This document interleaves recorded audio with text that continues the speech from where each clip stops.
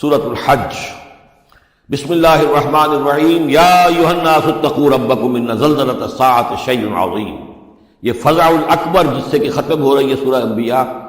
اسی کے تذکرے سے یہ شروع ہو رہی ہے سورہ حج۔ اے لوگوں ڈرو اپنے رب سے، تقوی اختیار کرو اپنے رب کا، یقیناً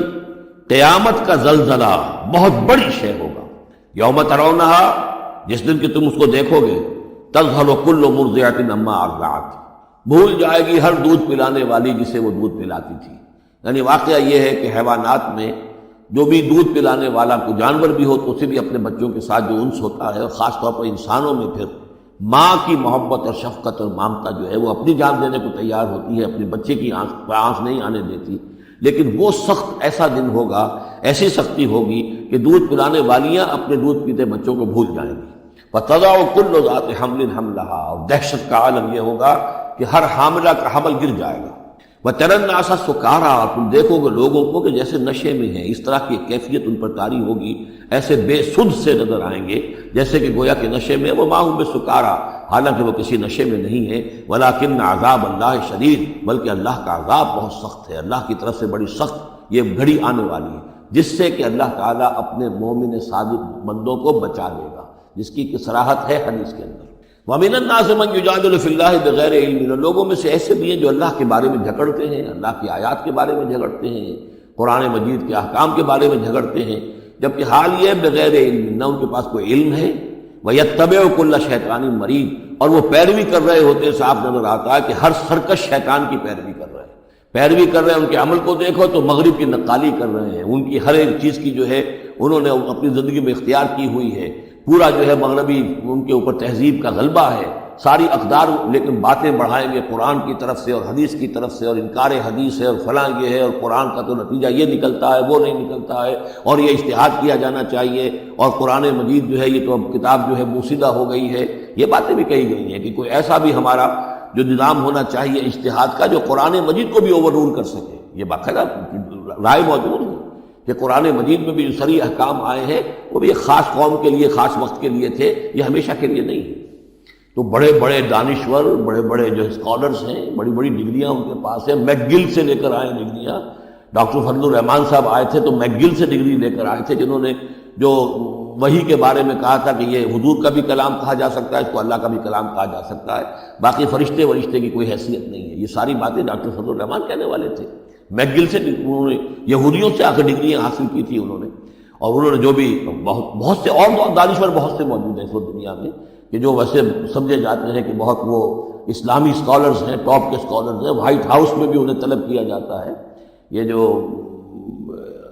سید حسین نصر ہیں، ایرانی ایک ہے، اب وہ رہ گئے ہیں جن کا ڈنکا بج رہا ہے زیادہ، ورنہ پہلے یہ ہے کہ یہ دو تھے، سید حسین نصر بھی تھے اور ڈاکٹر فضل الرحمان بھی تھے پاکستان کے۔ لیکن وَمِنَ النَّاسِ مَن يُجَادِلُ فِي اللَّهِ بِغَيْرِ عِلْمٍ وَيَتَّبِعُ كُلَّ شَيْطَانٍ مَرِيدٍ كُتِبَ عَلَيْهِ، اس شیطان کے بارے میں تو یہ بات لکھ دی گئی ہے، طے کر دی گئی ہے، أَنَّهُ مَن تَوَلَّاهُ، کہ جو کوئی بھی اس کی دوستی اختیار کرے گا،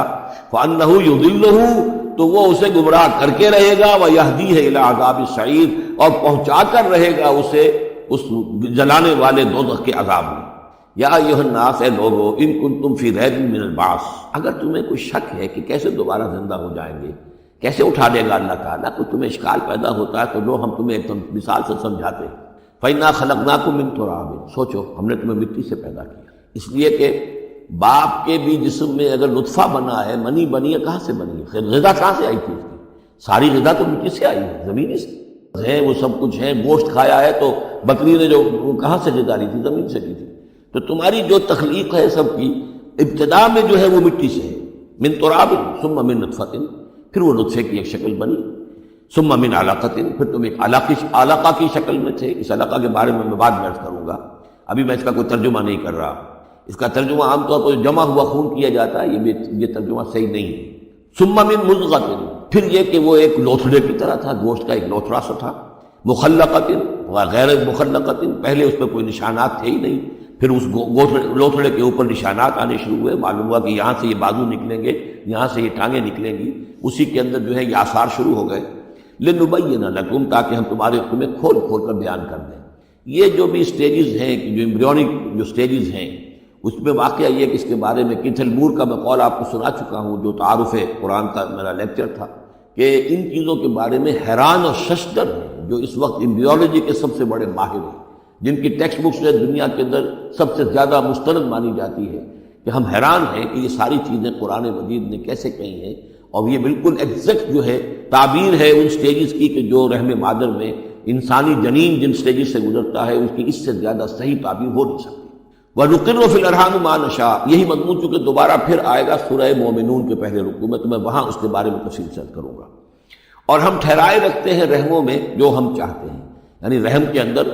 رحم مادر میں وہ حمل رہتا ہے، اب وہ حمل بیٹے کا ہوا ہے، بیٹی کا ہوا ہے، یا بیٹا یا بیٹی وہ ذہین ہے، فتین ہے، خوبصورت ہے، کیسی ہے، صحیح ہے، سالم ہے، وہ ہمارا فیصلہ ہے۔ نقر فی الارحام ما نشاء الی اجل مسمى، ہم ٹھہرائے رکھتے ہیں رحموں میں جو ہم چاہتے ہیں ایک وقت معین تک، ثم نخرجکم طفلا، پھر ہم تمہیں نکالتے ہیں اور تم چھوٹے سے بچے ہوتے ہو، ثم لتبلغوا اشدکم، پھر تم اپنی پوری جوانی کو پہنچتے ہو، قوت کو پہنچتے ہو، ومنکم من یتوفی، تم میں سے وہ بھی ہے کہ جو پہلے ہی ان کا انتقال ہو جاتا ہے، انہیں قبض کر لیا جاتا ہے، انہیں اللہ تعالیٰ لے جاتا ہے، ومنکم من یرد الی ارذل العمر، اور تم میں سے ایسے بھی ہوتے ہیں جو بڑی ہی نکمی ضعیفی کی عمر کو پہنچ جاتے ہیں، لکئی لا یعلم من بعد علم شیئا، کہ پھر وہ نہ جانے سب کچھ جاننے کے باوجود کچھ بھی، بڑھاپا آتا ہے تو ایسا آتا ہے، ڈیمنشیا بھی ہو جاتا ہے، ساری ذہنی صلاحیتیں ختم ہو جاتی ہیں، یادداشت ضائع ہو جاتی ہے،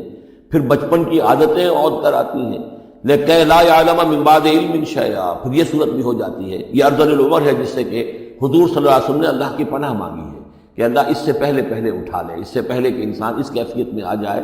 کہ جس کا نقشہ یہاں کھینچا جا رہا ہے، لکئی لا یعلم من بعد علم شیئا۔ بڑا سقراط تھا، بقراط تھا، کچھ تھا، لیکن اب کیا ہو گیا ہے اس کو دیکھیے۔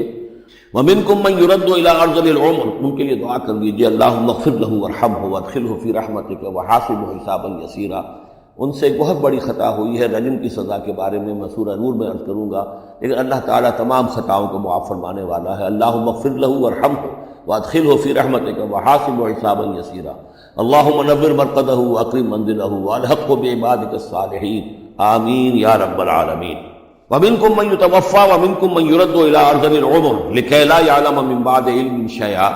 وَتَرَى الْأَرْضَ، اب ایک تو نقشہ کھینچا انسانی زندگی کا، اس آپ مٹی سے چل کر تم کہاں سے کہاں پہنچ گئے، پھر فوت ہو کے پھر مٹی بن جاتے ہو، یہ جس کی یہ قدرت ہے، جس کی یہ خلاقی ہے، جو اس سارے نظام کو لے کر چل رہا ہے، تمہیں اس کے بارے میں کوئی شک ہے؟ اس کی قدرت کے بارے میں کوئی تمہیں یہ شبہ وارد ہو سکتا ہے کہ وہ دوبارہ پیدا نہیں کر سکتا؟ اچھا ایک اور مثال لے لو، وَتَرَى الْأَرْضَ حَامِدَةً، تم دیکھتے ہو زمین کو کہ پڑی ہوئی ہے، بے آب ہو گیا، خشک اور ویران، کئی زندگی کے آثار میں۔ فَإِذَا أَنزَلْنَا عَلَيْهَا الْمَاءَ اهْتَزَّتْ وَرَبَتْ، پھر جب ہم اس پر پانی برساتے ہیں تو وہ تازہ ہو جاتی ہے، اہتزاز، اور وہ اس میں جنبش ہو جاتی ہے، اہتزت۔ یہتزو جو آیا یہ لفظ پہلے ہم پڑھ چکے ہیں کہ جب حضرت موسیٰ کا عصا زمین پر انہوں نے رکھا تو وہ تو اب ہلنے لگا، حرکت کرنے لگا جیسے کہ سانپ حرکت کرتا ہے، تو زمین میں بھی حرکت پیدا ہو جاتی ہے، اس لیے کہ اب جو کونپلیں نکل رہی ہیں وہ حرکت کر رہی ہیں، وہ ادھر ادھر جو ہے، پہلے زمین پڑی ہوئی تھی ساکن، صامت، ساکن، بے آب ہو گیا، خشک، لیکن اس کے بعد اہتزت، اس کے اندر ایک حرکت پیدا ہوتی ہے، وہ ربت، وہ ابھرتی ہے، گویا کہ جیسے وہ گھاس یا سبزہ اوپر اٹھ رہا ہے، اور جیسے کہ فصل گویا کہ زمین اٹھ رہی ہے، وہ اٹھتی ہے، ابھرتی ہے، وَأَنبَتَتْ مِنْ كُلِّ زَوْجٍ بَهِيجٍ، اور ہر طرح کی قسم کی تر و تازہ چیزیں جو ہیں وہ اگا دیتی ہے زمین۔ تو ذرا سوچو، زمین مردہ تھی، اللہ نے زندہ کر دیا۔ تمہارا اپنا معاملہ یہ ہے کہ مٹی سے لے کر اور تمہارے ایک انسان پورے بننے تک، یہ تمہارا، پھر ایسے شک کرتے ہو؟ تمہیں اللہ تعالیٰ کی قدرت میں جو کوئی شک نہیں ہونا چاہیے۔ یہ تمہاری زندگی کا سائیکل چل رہا ہے اور یہ نباتاتی سائیکل چل رہا ہے ساتھ کے ساتھ، یہ چند مہینے کا ہوتا ہے، یہ تمہارا جو ہے یہ 60 70 80 برس کا ہے، اس کے علاوہ تو کوئی فرق نہیں۔ ذالک بأن اللہ هو الحق، یہ اس لیے ہے کہ اللہ تعالیٰ الحق ہے، اس کے حق ہونے میں، برحق ہونے میں کسی شک و شبے کی گنجائش نہیں۔ وَأَنَّهُ يُحْيِي الْمَوْتَىٰ، اور یہ کہ وہ مردہ کو زندہ کرتا ہے، مردہ کو زندہ کرے گا،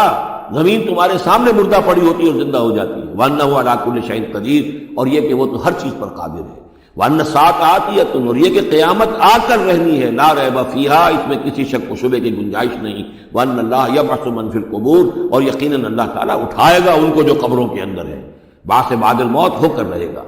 وَمِنَ النَّاسِ مَن يُجَادِلُ فِي اللَّهِ بِغَيْرِ عِلْمٍ وَلَا هُدًى وَلَا كِتَابٍ مُنِيرٍ، اور لوگوں میں سے کچھ ایسے بھی ہیں جو اللہ کے بارے میں، اللہ کی باتوں کے بارے میں، اللہ کی صفات کے بارے میں، ذات خداوندی کے بارے میں جھگڑتے ہیں، بحثیں کرتے ہیں، نزاع کرتے ہیں، نہ ان کے پاس علم